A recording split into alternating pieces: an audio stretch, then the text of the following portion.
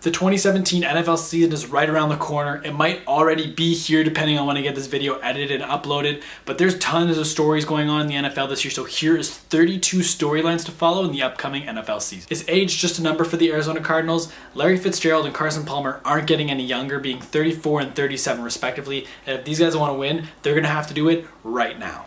How are the Atlanta Falcons going to bounce back from one of the worst Super Bowl collapses in league history? Will the Baltimore Ravens defense continue to terrorize opposing offenses? Last season they had one of the best defenses in the league, leading the league in interceptions, tied for league in interceptions with 18, plus Joe Flacco's coming to return, so could the combination of Joe Flacco saying he's ready to be back for week 1 and this dominant defense be able to guide this team to their division title? Will Tyrod Taylor last the entire season? In the offseason, they renegotiated his contract to a more friendly deal for the Bills. They are no longer committed to him long term, so if he wants to stay as a starting quarterback in the NFL, he's going to have to perform this year, as the Bills are only committed to him for 2 years. Are we going to see a resurgence of the Carolina Panthers? After a disappointing follow-up to their 15-1 season last year, the Carolina Panthers look to get back on track this year. Cam Newton has a fun new weapon in Christian McCaffrey. Will Mitch Trubisky see significant minutes?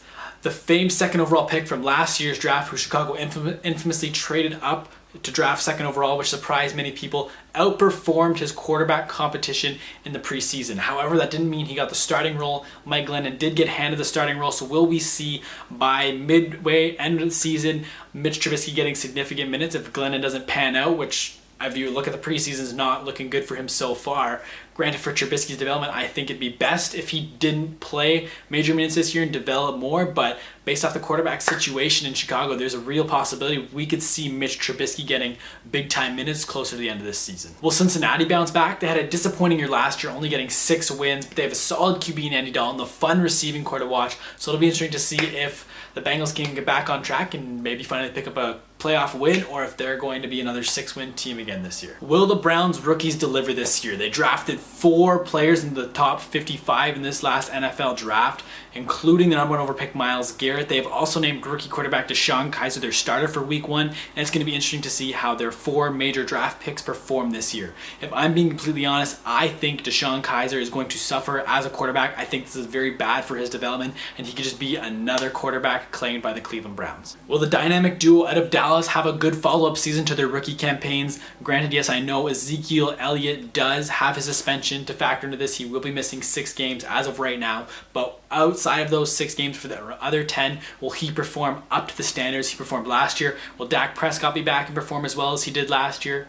If I want to give my opinion, I think yes, they will. I think behind such a strong offensive line, it'll be hard for Ezekiel Elliott not to get big yards. Granted, I do think he's a great running back. It's not just the line, but the line certainly helps. The line also helps Dak Prescott, but on top of that, he's a very mature player. I've heard he's wise beyond his years, and I think we are definitely going to see these guys pick up right where they left off this year. You know the saying, defenses win championships, and the Denver Broncos are sure hoping that. Their quarterback situation can be described as less than ideal, and if they have any hope of winning this year, it's going to be off the coattails of their defense. Matthew Stafford just signed the richest contract in NFL history. Will he perform up to the standards of that contract, or will he crack under pressure? With the Green Bay Packers this year, it's all about the legacy of Aaron Rodgers. He has won a Super Bowl, but some people say that's not enough. He's not getting any younger either, just like Carson Palmer in Arizona. He's a little bit younger. He's 33. He has a little bit more years left, but Aaron Rodgers needs to win, and he needs to win soon for his own legacy and for the sake of the fans at Lambeau Field. As I've noted a couple times through this video already, I'm not usually a fan of rookie quarterbacks coming in and starting right away, but in the case of the Houston Texans, I'm alright with it. I think Deshaun Watson is walking into a beautiful situation. I think he's a good quarterback. He's mature. I think he's ready for the NFL, and he's walking into an awesome offense, an offense-minded team with great weapons and an awesome defense with an extremely solid defensive line.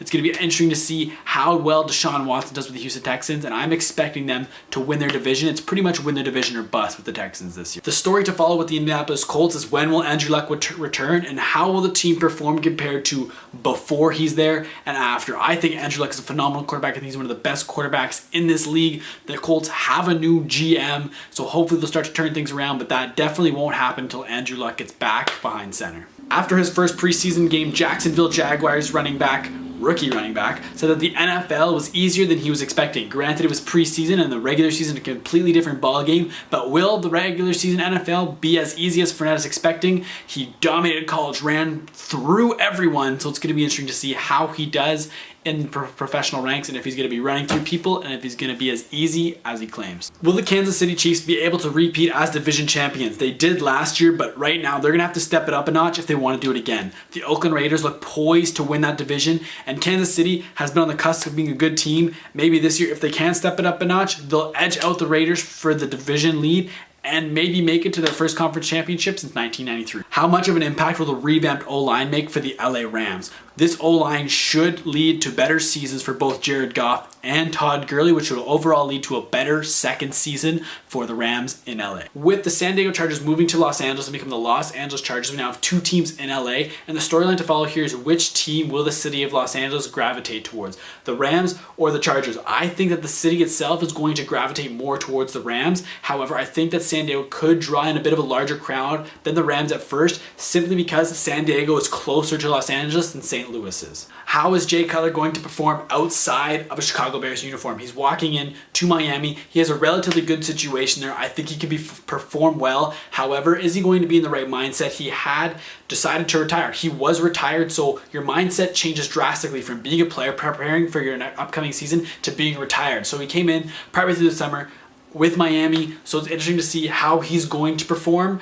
with the Dolphins. How much will the Minnesota Vikings miss Adrian Peterson? This is going to be the first season without him in Vikings uniform since 2006, and he wasn't in the league at that point. But realistically, I don't think Vikings fans and the Vikings are going to miss Adrian Peterson as much as people think. Dalvin Cook, their rookie running back, is poised to have a big breakout season. I've heard some people predict he will be the rookie of the year this year, and I'm just interested to see how he performs and filling the massive shoes of Adrian Peterson. Will the Kansas City Chiefs be able to repeat as division champions? They did last year, but right now they're going to have to step it up a notch if they want to do it again. The Oakland Raiders look poised to win that division, and Kansas City has been on the cusp of being a good team. Maybe this year, if they can step it up a notch, they'll edge out the Raiders for the division lead and maybe make it to their first conference championship since 1993. Will the New England Patriots repeat as NFL champions? Will they go 16-0? These are claims I have heard pretty much since the Patriots won at the end of last season, and I don't know if 16-0 is a lock. I think that the Patriots will have a couple losses on their record for sure, but it's hard to bet against that Brady-Belichick combo. But one other side story I'm looking at following with the New England Patriots is Philip Dorsett. He was drafted in the first round a couple years ago by the Indianapolis Colts, had a few disappointing seasons. I don't think he lived up to his potential, but I'm expecting him to have a breakout season with the New England Patriots. They have, in their past, it's very clear they will take players who don't perform as well on other teams and they perform at a very high level with the Patriots, and I expect that to happen with Dorsett. So I'm going to be following his progression, his development with the Patriots this. OBJ is the story to follow year in, year out. He's just such a polarizing player. Arguably the most polarizing player in the NFL. The guy's a superstar. But this year, the stakes are high for OBJ. He wants to sign a massive contract with the New York Giants. And if that's going to happen, Odell Beckham has to perform at an exceptional level this season. We just talked about, could New England go 16-0? And we're looking at the exact opposite of this. Could the Jets go 0-16? If you're a fan of cheering for the underdog every week, always cheer for the Jets because they're going to be an underdog every single game this year. Will the Oakland Raiders win the division for the first time since 2002? The team's looking good right now. They have their defense isn't too bad. They have an extremely solid O-line. They've got a bright young quarterback in Derek Carr. They also have Marshawn Lynch coming out of retirement to play with the team. I'm interested to see how it all comes together. If Marshawn Lynch is going to step back on right where he left off, I think if he can, this is a very dangerous team. The combo of Marshawn Lynch running the ball, Derek Carr throwing it, and just the offensive weapons that this team has, I would not be surprised if they won their division. Last season, Carson Wentz had a very promising rookie campaign, and the Philadelphia Eagles decided to go all in on Wentz. They beefed up their wide receiver core. They solidified their offensive line. So expect the Philadelphia Eagles to move the ball through the air a ton. The team that is going to contend with the Patriots for the best team in the AFC, some people are already saying that they're going to be the best team in the AFC, is the Pittsburgh Steelers. Their defense got younger, it's better than last year. Their offense is crazy. They have Ben Roethlisberger, Le'Veon Bell. Their wide receiving core is great. They have both Antonio Brown and Martavius Bryant. The thing to watch with the Pittsburgh Steelers this year, though, is durability. Will they have all their key guys throughout the duration of the season? And are injuries, Ben Roethlisberger typically misses a couple games a year, are those going to affect the team coming down the stretch and affect their playoff chances? What's going to be interesting to watch with the San Francisco 49ers is how the team operates with a relaxed head office. San Francisco owners show that they are going to be patient. They're not trying to rush this rebuild and expect crazy results this year. They signed both their head coach and GM to 6-year extensions, so they know that the world isn't expecting them to take an absolute mess of a franchise and turn it around right away. They have the time and the space to be able to rebuild this team properly, so I'm going to be interested to see how the team performs this year, but this storyline is going to be spanning over multiple seasons to just watch how this rebuild works with a front office that has the air cover to do what they want and take their time to do it properly. A tale of two lines is going to be the story of Seattle. They have arguably the best defensive line in the NFL, but their offensive line is the exact opposite. They have a pretty shoddy O-line, so it's going to see the contrast between the two O-lines. I expect the team to do well, most likely win their division, but it's going to come down to the end of the year in crunch time. What's going to make or break the Seattle Seahawks this year is their offensive line. Is this going to be a big year for the Tampa Bay Buccaneers? I think it could be. They're going to vie for their division lead. Their biggest competition for the division is the Atlanta Falcons. I think, though, that behind Jameis Winston, this team has a definite shot of winning their division. Will the Titans steal their division? Granted, they don't have the greatest division, but most people have the Houston Texans as a lock to win. But follow along with the Titans. They don't have a bad quarterback. Marcus Mariota is very good. So just follow along with them this season and keep an eye on that division because you never know. They might sneak in there. The biggest thing to watch with the Washington Redskins this year is their off-field issues. They have quite a few things going on outside of the field right now. They fired their GM unexpectedly 6 weeks before the draft, reportedly because of alcoholism. Plus, they've also renegotiating Kirk Cousins' contract during the course of the season. So with the Washington Redskins, it's going to be watched to see if the off-field issues affect the performance of the product on the field. Thank you for tuning into this video. It was a little bit last minute, so I'm going to try to have content moving forward to be a little bit more polished. But let me know in the comment section down below, what storyline are you most looking forward to this NFL season? Who do you think is going to be the Super Bowl champions?